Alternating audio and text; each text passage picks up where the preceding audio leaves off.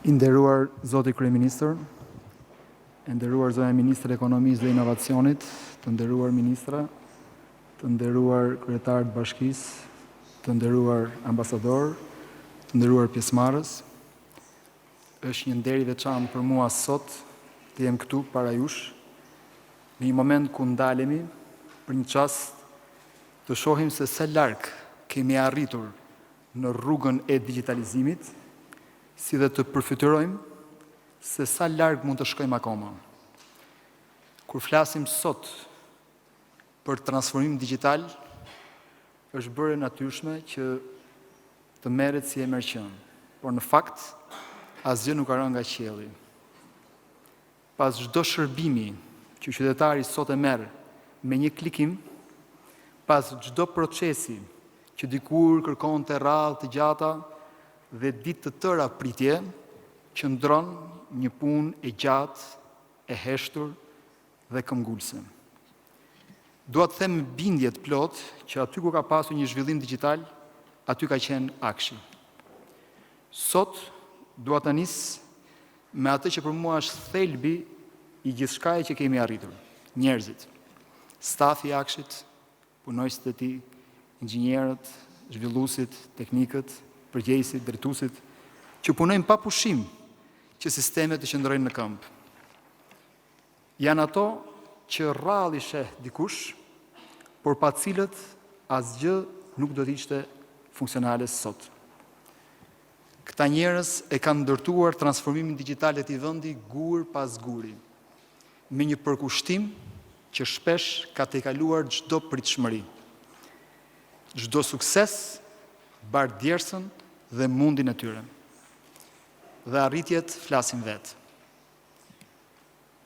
Implementimi i platformës së fundit më të re, e-Albania 2.0, nuk ishte thjesht një përmirësim teknologjik. Ishte një rilindje e mënyrës se si shteti flet me shtresat e ndryshme të shoqërisë. Një platformë më e shpejtë, më intuitive, më e sigurt.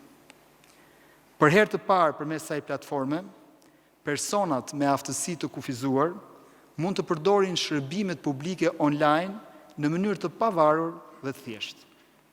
Për bizneset, platforma e re e-Albania 2.0 sjell një funksionalitet të ri dhe të shumë pritur nga gjithë bizneset. Menaxhimin e autorizimeve për delegimin e përkohshëm të shërbimeve publike online, që do thotë administratorët e bizneseve mund të autorizojnë punonjës apo përfaqësues për të përdorur shërbime të caktuara elektronike në emër të biznesit direkt nga portali e-Albania. Platforma e-Albania 2.0 optimizon dhe procesin e autentikimit, i cili në mënyrë klasike realizohej përmes SMS-s që vinte në telefon dhe e-mailit, dhe tashmë faktori i dytë i autentikimit mund të realizohet në mënyra nga më të ndryshmet.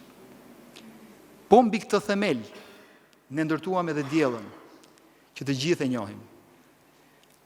Është asistentja virtuale në portalin e-Albania, ku çdo shqiptar ka pasur punë me të. Dhe krenarisht, ministren tonë të inteligjencës artificiale. Diella nuk është një eksperiment teknologjik, është dëshmia se si Shqipëria po ndjek revolucionin e inteligjencës artificiale, jo më si spektator, por si një aktor aktiv në skenën botërore. Ky vizion nuk u ndërtua e izoluar. Akshi ka punuar krah për krah me partnerët ndërkombëtar, Bashkimin Evropian, Shtetet e Bashkuara të Amerikës dhe shtetet e tjera, që kanë besuar në rrugën tonë dhe kanë investuar në të. Projektet që kemi zhvilluar bashkë me ta janë bërë ura që lidhin Shqipërinë me standardet më të larta të botës digjitale. Dhe njëkohësisht kanë treguar se ekspertiza shqiptare ka çfarë t'i jap kësaj bote përveç se çka t'i marrë. Më lejoni të prek edhe diçka njerëzore. Rrugët që ndërtojnë diçka të re kur nuk janë të lehta. Ka pasur momente kur puna jonë është vënë në provë, kur përkushtimi ynë është sfiduar, kur ka qenë më thjesht dorëzohesh se sa të vazhdosh, por ekipi i Akshit zgjodhi të mos ndalet.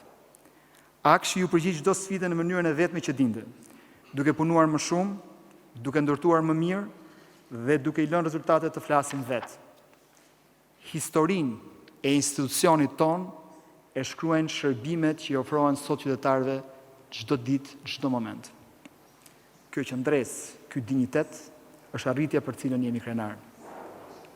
Të gjitha këto arritje, i Albania, Diella, projektet kombëtare dhe projektet ndërkombëtare, kërkojnë një instrument që të lëvizë më shpejt në sfidat e së ardhmes. Ky instrument është Albanian Digital Solution, shoqëria e re që krijojmë sot, e cila lindi si motor i nevojshëm për zhvillimin e shërbimeve teknologjike të vendit.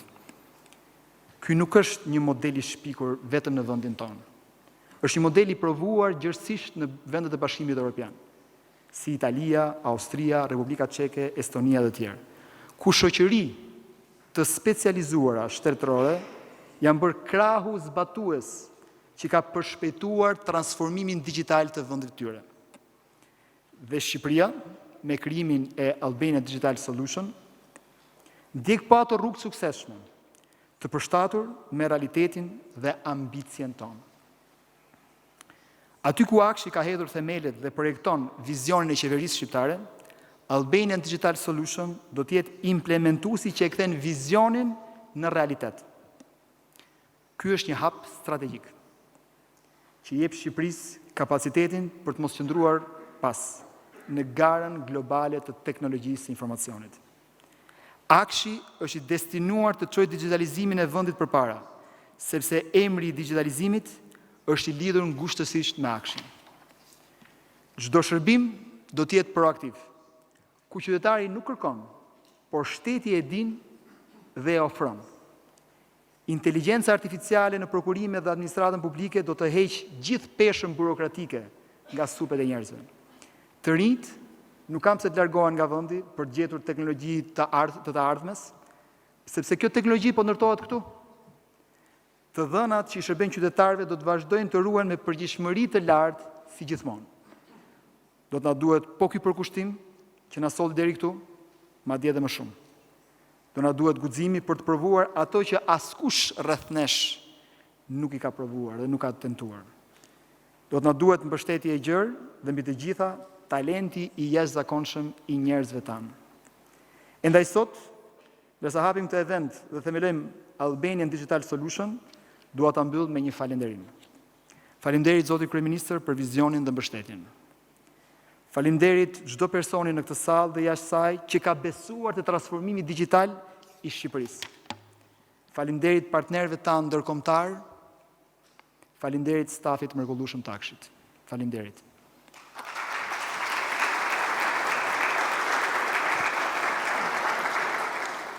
Tani kam kënaqësinë të ftoj për fjalën e tij përshëndetëse administratorin e Albanian Digital Solution, zotin Sajmir Kaplani.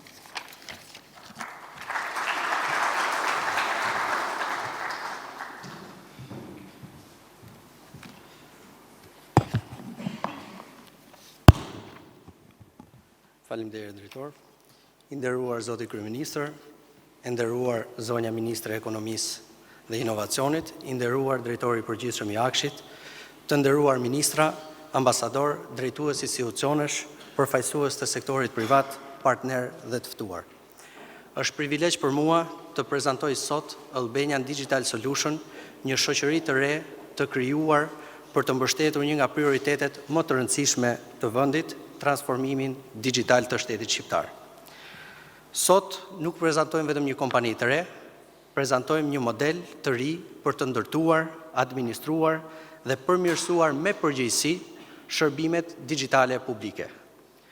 Në vijim do të ndalem shumë shkurt në 3 çështje kryesore, cili është misioni dhe vizioni ynë për ADS-n, çfarë risie sjell ky model dhe si do të ndërtojmë ekipin që do të bëjë të qëndrueshëm këtë reformë. ADS është konceptuar si kompania teknologjike in-house ose operatori profesional i shërbimeve teknologjike të shtetit shqiptar. Misioni ynë është që me kapacitetet tona të garantojmë sigurinë, vazhdimsinë, përmirësimin e shërbimeve digjitale të shtetit dhe të ndërtojmë ekspertizë që mbetet brenda institucioneve. ADS do jetë partneri teknologjik i besueshëm i institucioneve publike, duke marrë përsipër në mënyrë progresive dhe të mirë planifikuar mbështetjen dhe menaxhimin e sistemeve që kanë nevojë për kapacitete të dedikuara. Roli i ADS-s nuk do të kufizohet vetëm në operimin dhe mirëmbajtjen e sistemeve ekzistuese, por do të shtrihet edhe në mbështetjen e institucioneve për identifikimin e nevojave, konceptimin e zgjidhjeve dhe implementimin e teknologjive të reja. Në një fazë kur inteligjenca artificiale, automatizimi dhe përdorimi strategjik i dhënave po bëhen mjete të domosdoshme për një administratë moderne dhe më efikase, ADS synon të zhvillohet si një hub kombëtar i inovacionit dhe inteligjencës artificiale për sektorin publik, duke i kthyer këto teknologji në zgjidhje konkrete, të sigurta dhe me impakt real për institucionet dhe shërbimet publike. Në planin afatgjat, ambicia jonë është që Shqipëria të mos jetë vetëm një përdoruese e teknologjisë, por të ndërtoj ekspertizë të vetën, të aftë të krijojë modele, zgjidhje dhe kapacitete që mund të kenë vlerë edhe përtej kufive të vendit. Por cilat janë risit që do të sjell modeli in-house i ADS-s. Risia kryesore e këtij modeli është reduktimi i varësisë nga qasje të fragmentuara në një model më të standardizuar, më të koordinuar dhe më të qëndrueshëm për shërbimet publike. ADS nuk synon thjesht të ndërtojë sisteme, por të krijojë kapacitet të dedikuar që garanton vazhdimsinë, integrimin, sigurinë dhe përmirësimin e vazhdueshëm me standarde të larta. Ky model do të kontribuojë gjithashtu edhe në përdorimin efikas të fondeve publike, përmes një qasje transparente dhe të qëndrueshme. ADS synon të ofrojë shërbime me kosto më të optimizuara për institucionet publike, duke u mbështetur në kapacitetet e veta dhe duke garantuar cilësinë dhe sigurinë e tyre. Dhe më e rëndësishmja, ky model do të garantojë pavarësi operacionale dhe siguri të infrastrukturës digjitale. Sistemet kritike publike, arkitektura mbi të cilën ato janë ndërtuar, kodi të dhënat, do të menaxhohen nga një kapacitet i specializuar shtetëror me përgjegjësi dhe me standarde sigurie. Por, patjetër që për ta çuar përpara këtë reformë dhe për ta bërë të qëndrueshëm, ne nuk mjafton vetëm teknologjia, nevojiten ekspert të aftë, njerëz të përkushtuar dhe profesionistë që dinë ta përkthejnë teknologjinë në zgjidhje dhe në shërbim real për qytetarët. ADS do të ndërtohet mbi ekspertizë, profesionalizëm dhe meritokraci. Ambicia jonë është të krijojmë një ekip elitar ekspertësh të teknologjisë, ku profesionistët më të mirë brenda vendit dhe në diasporë të mund të kontribuojnë në projekte digjitale me rëndësi publike.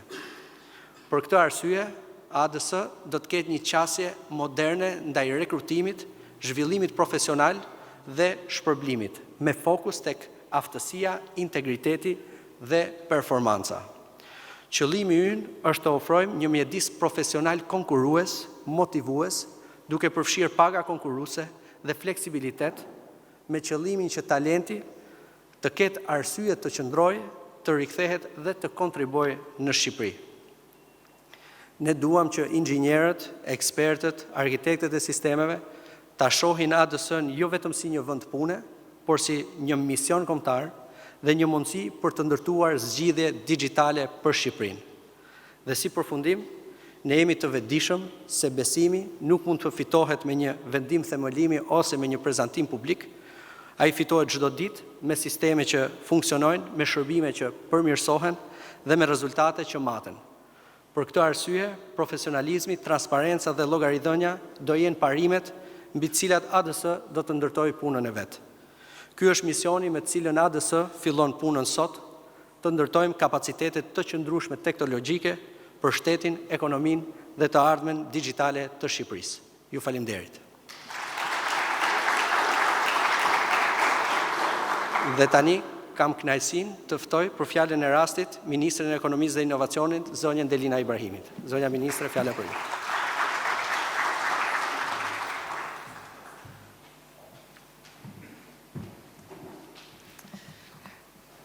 Përshëndetje të gjithëve, i nderuar zoti kryeministër, të nderuar përfaqësues të institucioneve publike, përfaqësues të sektorit privat, partner dhe miq.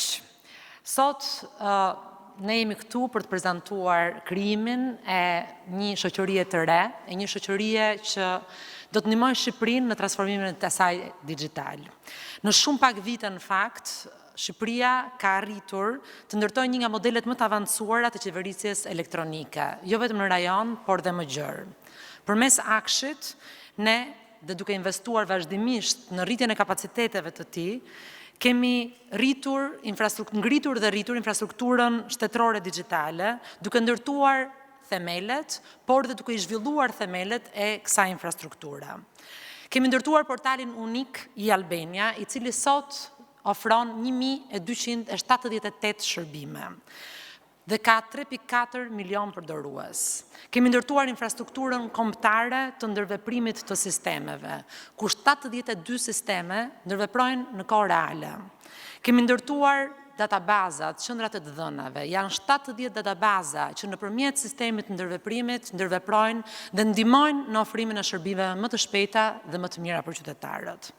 Kemi ndërtuar rrjetin GovNet, i cili ndërlidh 140 institucione në nivel qendror dhe qindra institucione në nivel lokal. Kemi ndërtuar infrastrukturën për identitetin elektronik dhe sistemet e sigurisë kibernetike. Janë mbi 50.000 individ dhe 118.000 biznese që sot operojnë në kohë reale, duke i bërë shërbimet e tyre nëpërmjet nënshkrimeve elektronike. Përmesi Albania, ndër vite, janë marrë 58 milion shërbime publike dhe janë gjeneruar 28 milion dokumenta me vulë elektronike. Vetëm gjatë vitit 2025, janë marrë 17 milion shërbime publike me një mesatare mujore prej 1.45 milion. I thash këto, jo për të dhënë statistika dhe jo për të treguar vetëm punën e jashtëzakonshme që Akshi ka bërë ndër vite, por këto janë të gjithë element që shkojnë në kursimin e kostos për qytetarët dhe për biznesës. Janë në shkurtimin e afateve, në shkurtimin e kohës, pra janë një rritje e eficiencës së ofrimit të shërbimeve publike ndaj qytetarëve dhe bizneseve. Digitalizimi dhe ndërveprueshmëria e plotë të shërbimeve publike kanë kursyer 620 miliard lek për shoqërinë shqiptare, duke eliminuar tarifat për shërbimet elektronike, rrugën, radhët dhe kohën e nevojshme për marrjen e dokumentave. Por, ndoshta më e rëndësishmja, transformimi digjital nuk ka sjellë vetëm efikasitet dhe reduktim të kostove. Transformimi digjital ka sjellë më shumë transparencë dhe më pak korrupsion. Në vëmendje të punës tonë të përditshme, ka qenë jo vetëm digitalizimi i shërbimeve, por edhe rinxhinjerimi i tyre, për të eliminuar kontaktet fizike ndaj qytetarëve apo bizneseve me administratën publike, për të thjeshtësuar dhe deregulluar shërbimet, për të pasur sisteme të cilat ofrohen në bazë të vetë deklarimeve apo dokumentave të cilat merret automatikisht nga databaza, pra për të automatizuar sa më shumë dhënien e shërbimeve.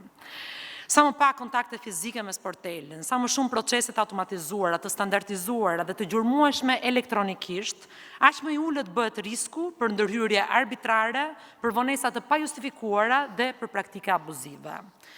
Në çdo aplikim, dokumentet apo vendimarrjet tashmë lënë gjurmë digjitale të verifikueshme.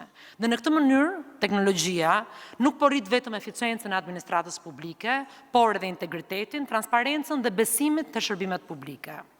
Lidhja direkte e ofrimit të shërbimeve publike digjitale dhe investimeve në digitalizim dhe reduktimit të korrupsionit nënvizohet nga raportet e Bankës Botërore për Shqipërinë, nënvizohet nga raportet e Kombeve të Bashkuara apo dhe të OECD-s. Dhe kjo tregon avancimin e Shqipërisë në këtë drejtim. Dhe sigurisht kjo është një merit e padiskutueshme e Akshit dhe stafit të saj. Sipas raportit të Komisionit Evropian, e-Government Benchmark, i cili bëhet për vendet anëtare dhe vendet kandidate, pra për të 36 vendet, Shqipëria vlerësohet për elementë si orientimin ndaj përdoruesit, transparenca, aspektet teknike dhe shërbimet ndërkufitare. Në raportet rajonale, Shqipëria ka një vend të padiskutueshëm të parë, si vendi më i avancuar në Ballkanin Perëndimor për transformimin digjital dhe për ofrimin e shërbimeve publike. Pra sot Shqipëria konsiderohet një histori suksesi, duke renditur vendin të 8-in në Europë për shërbimet publike digjitale dhe të 19-in në botë. Por sot, nevojat administratës publike janë të ndryshme nga ato që ishin vite më parë. Teknologjia nuk është më një funksion mbështetës apo dytësor. Ajo është bërë pjesë integrale e funksionimit të çdo qelizë të shtetit.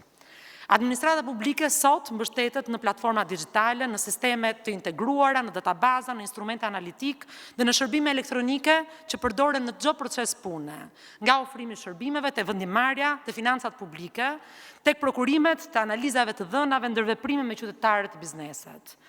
Në të njëjtën kohë, ritmi i zhvillimeve teknologjike është shumë më i shpejtë se më parë. Inteligjenca artificiale, automatizimi, cloud computing, analiza e të dhënave dhe siguria kibernetike po transformojnë mënyrën se si funksionojnë administratat moderne jo në Shqipëri por në mbar botën. Dhe për këtë arsye, shteti ka nevojë për struktura më fleksibël, më të specializuara, me kapacitete më të rritura dhe avancuara teknike, dhe të afta për të mbështetur administratën në operimin e përditshëm dhe në transformimin e vazhdueshëm të saj. ADS është përgjigja ndaj gjitha këtyre sfidave. Ajo është konceptuar si një strukturë moderne, operacionale publike, që do të mbështesë zhvillimin, administrimin dhe mirëmbajtjen dhe operimin e platformave digjitale.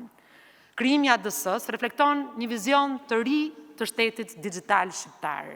Një model ku Akshi rrit kapacitetet e vetave duke marrë një rol strategjik, regulator, monitorues, përcaktues të standardeve dhe monitorues të standardeve që garantojë cilësinë dhe integritetin e të dhënave të vendit, ndërkohë që ADS bëhet instrumenti operacional i zbatimit të gjithë politikave dhe i krijimit dhe sigurisë së zbatimit të këtyre standardeve.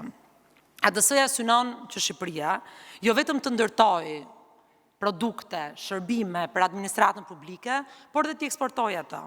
Sistemet dhe platformat dhe ekspertiza e zhvilluar mund të shndrohen gradualisht edhe në produkte dhe shërbime të tregtueshme për institucione apo tregje të tjera, duke krijuar një potencial për gjenerim të ardhurash dhe për zhvillimin e industrisë vendase të teknologjisë.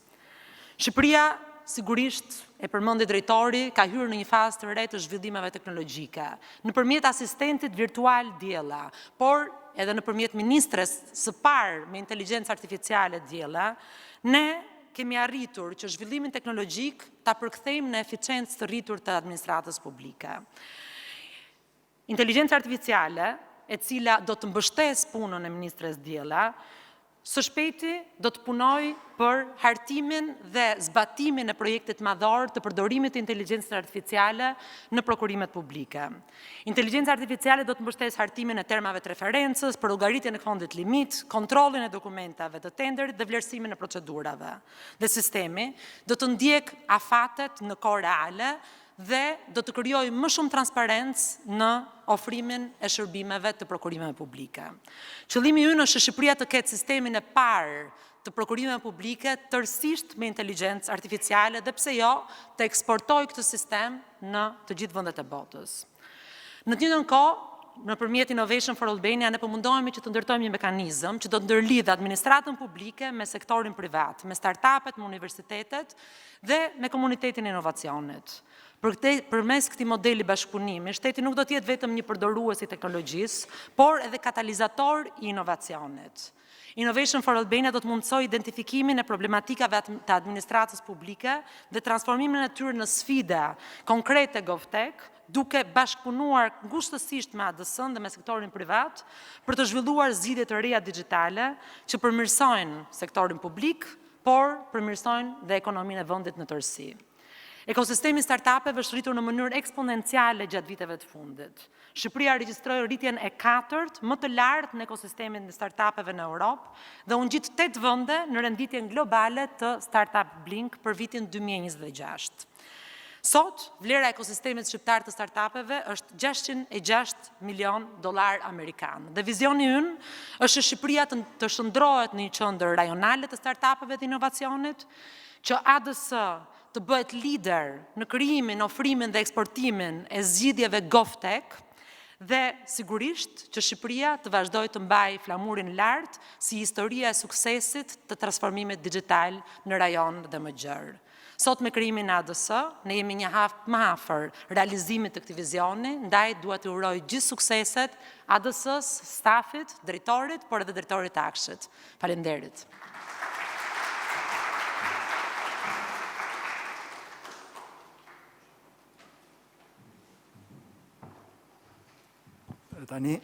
Tani kam kënaqësinë të ftoj Kryeministrin e Shqipërisë, zotin Edi Rama.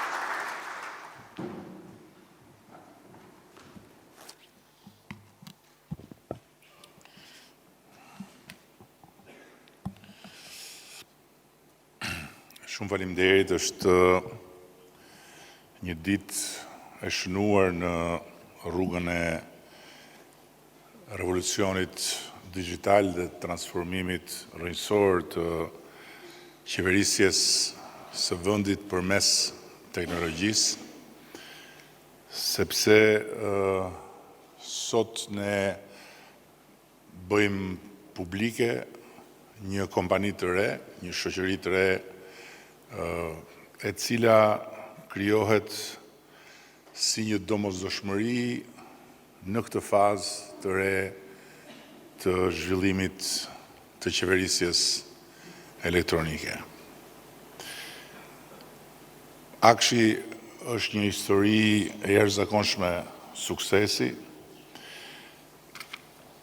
e cila ka kaluar përmes një rrugë as pak të lehtë, një rrugë që ka nisur me një grusht shërbimesh dhe që pastaj ka kulmuar në 1200 e kusur shërbime publike online, një rrugë që ka nisur me një grusht njerëzish që përdorin platformën dhe pastaj ka kulmuar me mbi 3 milion përdorues si rezultat edhe i momentit dramatik të pandemisë, kur faktikisht platforma i Albania u bë shpëtimtare për shëndetin e shqiptarëve,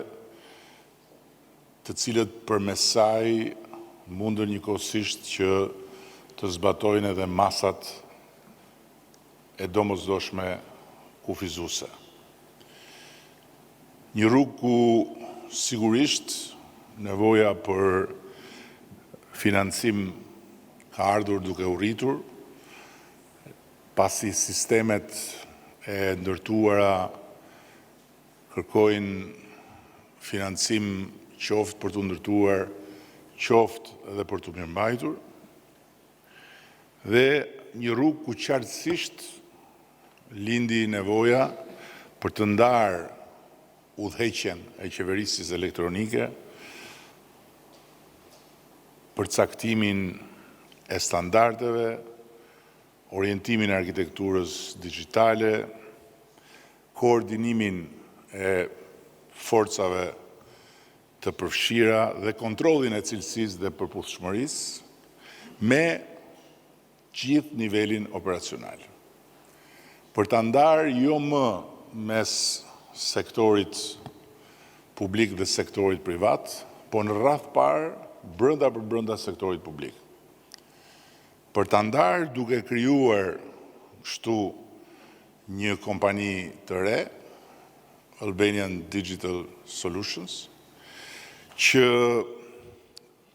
do të zhvilloj sisteme pa pasur gjithmonë nevojë që shteti t'i drejtohet privatit, po përkundrazi me ambicien që shteti të krijojë kompaninë më të suksesshme publike të zhvillimit të sistemeve dhe të mirëmbajtjes së tyre. Kompaninë më të suksesshme në treg, një kompani e cila të ketë kapacitetin të kthehet në një hapësirë për të gjithë talentet, një kompani e cila të ketë pagat më të larta në tregun e shërbimeve digjitale, një kompani e cila të ketë kapacitetin që talenteve jo vetëm brenda vendit, por edhe jashtë vendit, të ofrojë mundësinë që të bëhen pjesë e saj, duke kombinuar qoftë punën në zyrë, qoftë punën në distancë, në funksion të qëllimeve, një kompani që tjetë garanci për institucionet e vendit, të cilat nuk mund të mbeten asnjëherë peng i privatëve në mirëmbajtjen e sistemeve të tyre, një kompani që të garantojë të gjithë vazhdimsinë teknike, por edhe të ofrojë përgjegjësinë më të lartë institucionale dhe qytetare në raport me publikun, duke garantuar njëkohësisht matshmërinë e shërbimit. Kjo është ambicia. Kjo është ambicia e cila ka edhe një faturë shumë domethënëse, shumë kuptim plot, e shkruar mbas të një projekcioni të pikërisht shifrave që ndryshojnë me ndryshimin e qasjes së qeverisë dhe të qeverisë elektronike ndaj marzëve të shërbimit. Që do të thotë, në rast se sot ne shpenzojmë një shumë X për vetëm mirëmbajtjen e sistemeve, një shumë e konsiderueshme e cila i shkon kompanive private, brenda një harku 3 vjeçar, ne do t'i kursejmë shtetit dhe do t'i kursejmë vetë qeverisjes elektronike një shumë të barabartë me shumën që sot shkon për mirëmbajtjen, e cila faktikisht do mund të kthehet në një kapacitet të ri investimesh nga ana e akshit përmes Albanian Digital Solutions. Është kaq e thjeshtë. Është e shkruar e zeza mbi të bardhë me një aritmetik të thjeshtë, se s'është as matematikë. Dhe në ndërkohë, qeveria duke marrë këtë rrugë, do të kthejë sytë e kompanive nga sektori privat. Pasi ADS-ja patjetër që do të bëhet një superfuqi në treg, por do të jetë një superfuqi e përqendruar tek shërbimet publike.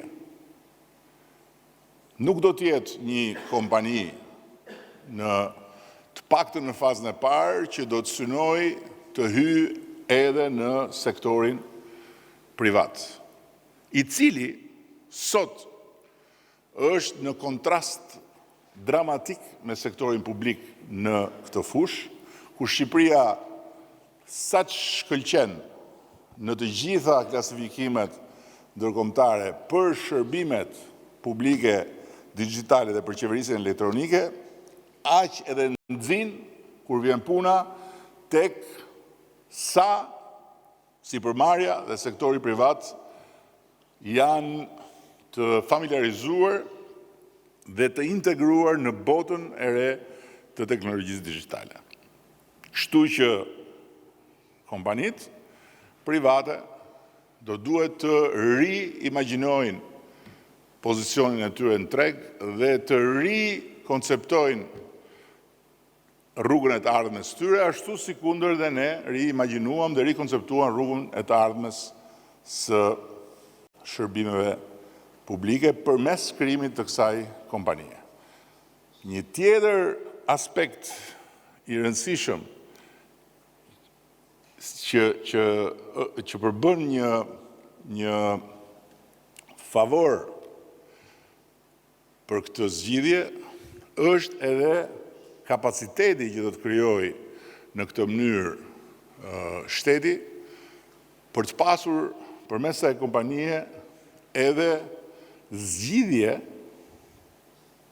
të cilat mund të kthehen më pas në module apo në prototipe që mund të eksportohen. Ministria e preku zgjidhjen për cilën po punohet intensivisht për modelin inovativ të prokurimeve publike me inteligjencë artificiale. Inteligjenca artificiale ka hyrë në prokurimet publike kudo, po ka hyrë në segmentet caktuara të procesit, ndërkohë që e jona është përpjekja e parë që synon të mbulojë me inteligjencë artificiale të gjithë procesin. Dhe në këtë përpjekje ne jemi të angazhuar, por edhe të koordinuar me shumë shtete, me agjencitë apo strukturat që merren me shërbimet dhe me qeverisjen elektronike në shumë shtete. Është një përpjekje që ne besojmë shumë që do t'ja dalim me sukses ta kthejmë në një realitet, dhe duke kthyer në realitet do të thotë që të disponojmë një produkt të prodhuar në vendin tonë, i cili të jetë i eksportueshëm. Ky është bekimi i epokës teknologjisë. Epoka e teknologjisë i jep mundësi gjithkujt kudo. Nuk ka rëndësi nëse je i pasur apo nëse je i varfër, nëse je në qendër apo nëse je në periferi, nëse je në fush apo nëse je në mal, nëse vë në punë ashtu si duhet talentin, teknologjia t'jep mundësinë të bësh kapërcime të cilat do t'ishin të paimagjinueshme pa forcën e teknologjisë. Kjo kompani, duhet ta theksoj dhe këtë, shkon në të njëjtën linjë me një qasje të re të qeverisë, e cila është një qasje që ka ardhur si rezultat i një kalimi në një fazë tërësisht të re të vetë Shqipërisë dhe të vetë shtetit shqiptar. Duhet them që qeveria e ka parë të udhës, sepse ka parë të krijohen kushtet për t'i dhënë më tepër theks forcave që mund të vëri në terrenin e ekonomisë sektori publik. Korporata shqiptare e investimeve është një realitet sot që flet qartësisht për epërsinë e kësaj qasje në raport me atë të mëparshmen që ishte e kushzuar nga koha dhe nga mekanizmat e dobët që ne e kishim në dispozicion. Korporata shqiptare e investimeve sot ka krijuar një portofol me një kapacitet mbi gjysmë miliard euro që do të shkojnë në interes të shtetit shqiptar, duke mos bërë asgjë tjetër përveç se pronat publike, duke i vënë në shërbim të zhvillimit për interesat edhe të shtetit. Jo më kudo dhe kurdo dhënie të pronës publike për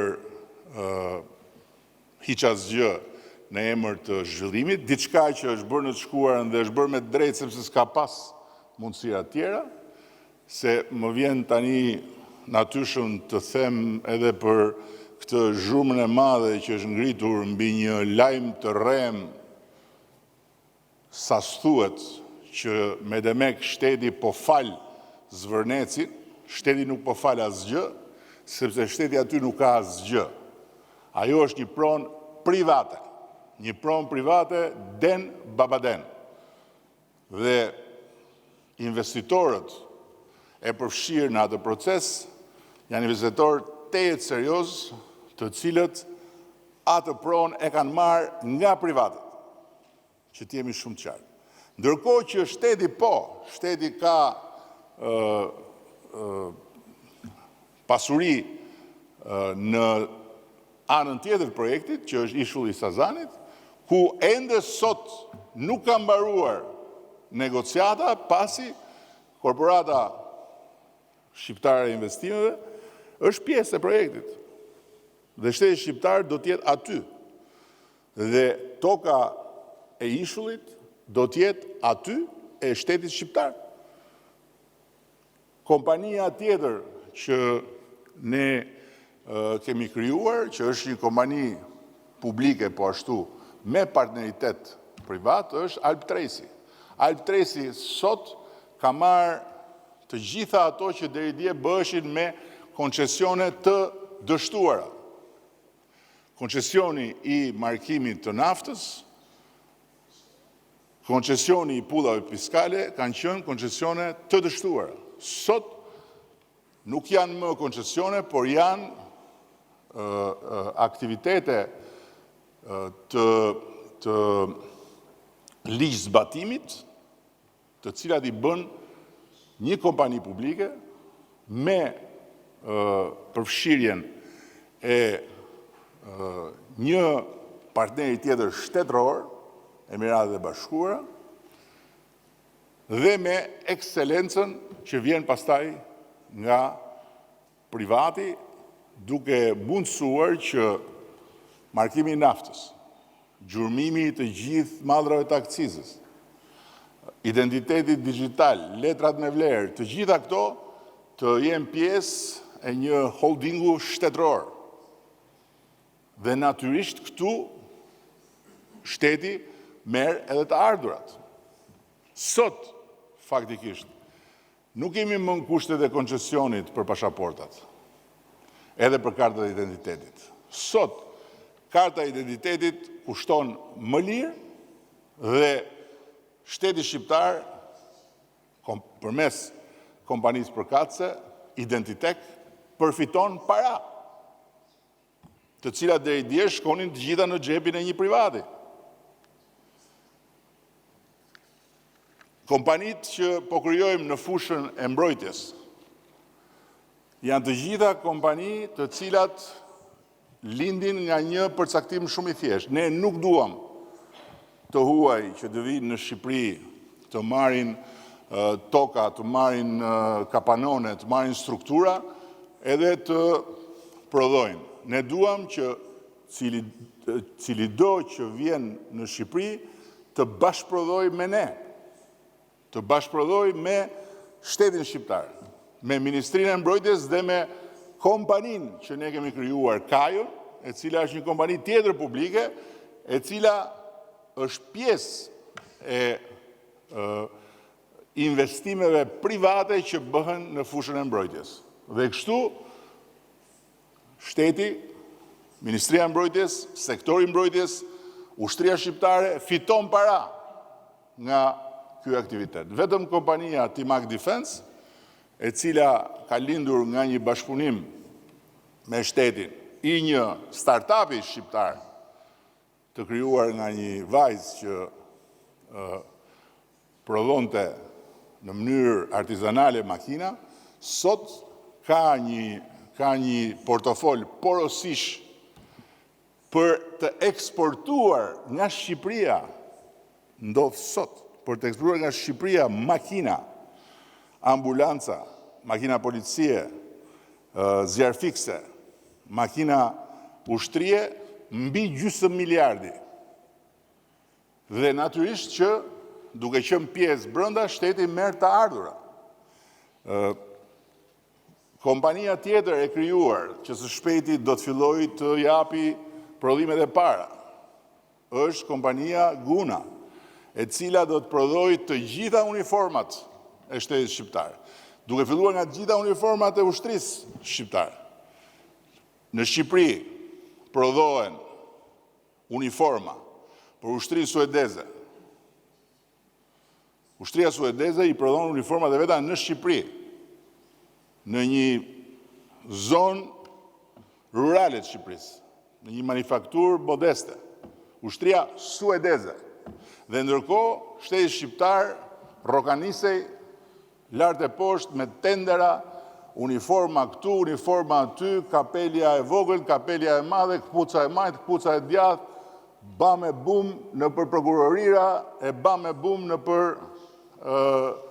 kanale ankimimesh.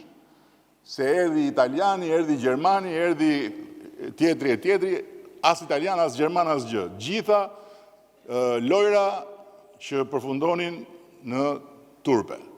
Sot, ne kemi këtë kompani të përbashkët, e cila do të prodhoj uniformat për ne, për shtetin shqiptar, për ushtrin shqiptare, për policin shqiptare, për zjarfiksat, për policit bashkjake dhe do të prodhoj uniforma edhe për ushtrit e tjera të NATO-s. Kanë filluar që tani kontaktet, sepse ne kemi krijuar një tradit në historinë e qepjes. Shqepjen e bënim kur merreshim me shtetin, qepjen kur merreshim privat. Tani jemi në tjetër fazë dhe për të mos u zgjatur më tutje, sepse kjo është një temë që mua më pasionon shumë dhe ka shumë gjëra për të thënë, po unë dua të them që faza e parë e qeverisjes sonë ishte kalimi nga epoka e gurit dhe drurit, se ishte dhe gur dhe dru, kur ne morëm detyrën, në epokën digjitale, me krijimin e platformave. Faza e dytë ishte digitalizimi i shërbimeve. Tani jemi në fazën e tretë, që është faza e administratës inteligjente. Dhe faza dhe nuk fola se çfarë komponentësh të inteligjencës artificiale ka në kompanitë që përmenda më lartë, nuk fola se çfarë komponentësh teknologjik ka në kompanitë që përmenda më lartë, por dua të them që sot ne kemi nisur jo vetëm projektin e madh të transformimit revolucionar të procesit prokurimeve, por kemi nisur edhe projektin e futjes së agjendëve me inteligjencë artificiale në nivelin e parë të qeverisjes. Kemi filluar me ministrit dhe me sektorët e financave dhe të shërbimeve juridike të ministrive, duke angazhuar një strukturë të posaçme për të kaluar në përdorimin e agjendëve të inteligjencës artificiale për t'i dhënë shpejtësi, për t'i dhënë integritet lartë profesional dhe për t'i dhënë edhe një cilësi të padiskutueshme të gjitha akteve që lidhen me financat dhe me shërbimet juridike. Po e përdorim gjërësisht inteligjencën artificiale në përafrimin me legjislacionit tonë, me legjislacionit e Bashkimit Evropian, po e përdorim përditje më shumë inteligjencën artificiale në tatime, një nga arsyet pse të ardhurat rriten pa rritur taksat, përveç administrimit kësaj, është edhe platforma e inteligjencës artificiale e cila e ndihmon shumë administratën tatimore dhe doganore për të identifikuar ku janë problemet pa pasur nevojë që të lëshohen rrugëve për të sulmuar në dyert e të gjithë bizneseve për të gjetur në gjë. Në mbyllje, dua të them edhe ato që preku pak ministria. E gjithë kjo është çfarë ka të bëjë me qeverisjen elektronike, çfarë ka të bëjë me një shtet i cili funksionon mbi teknologjinë dhe i cili duke funksionuar mbi teknologjinë bëhet një shtet shumë herë më i afër dhe shumë herë më efikas për qytetarin. Por, nga ana tjetër, që ne të shkëlqejmë në vimësi, duhet që gjithë ekosistemi i inovacionit të ngrihet në një nivel tjetër. Dhe për hir të vërtetës, leadershipi dhe puna e ministres dhe ministrisë ekonomisë dhe inovacionit po jep rezultate kuptimplota. Kemi një çelje, nëse mund ta quaj kështu, të luleve të para të fushës së startupeve, dhe dua t'ju them të gjithë atyre që merren me startupe që për pak javë ne do të disbursojmë një fond tjetër, pasi rritja, do me thënë se këtë vit e numrit të aplikimeve në Startup Albania e ka tejkaluar ndjeshëm fondin e parashikuar në raport me aplikimet me vlerë. Dhe ne nuk duam të lëmë aplikime me vlerë evidente që të presin vitin tjetër për të marrë financimin, prandaj duke u bazuar tek aplikimet, ne do të vendosim të dispozojmë fondin. Dhe fondin për startupet do të arrisim në mënyrë domethënëse, duke vazhduar vitin e ardhshëm me vitin e ardhshëm me vitin e ardhshëm. Në mënyrë që të japim mundësi të gjitha talenteve, dhe jo vetëm në Tiranë, por në gjithë Shqipërinë, që duke pasur një ndihmë financiare fillimisht, të mund të transformojnë jetën e tyre, por të transformojnë, të ndikojnë dhe në transformimin e jetës vendit. Shumë faleminderit dhe të gjithë ata që merren me elektronik, nga sot, nëse besojnë që janë talent i veçantë, e kanë të hapur rrugën për të aplikuar dhe për të bërë pjesë e Albanian Digital Solutions, e përsëris një kompani që lind sot, por që do të bëhet superfuqia e tregut të shërbimeve digjitale publike. Dhe do t'jetë në gjendje t'i paguaj punonjësit më mirë se çdo kompani tjetër sot në treg. Kështu që kjo le t'ju vlejë dhe kompanive tjera tregut të rrisin pagat akoma, por ta dinë që sa më shumë t'i rrisin ata, aq më shumë do t'i rrisim ne mbi ata. Shumë faleminderit.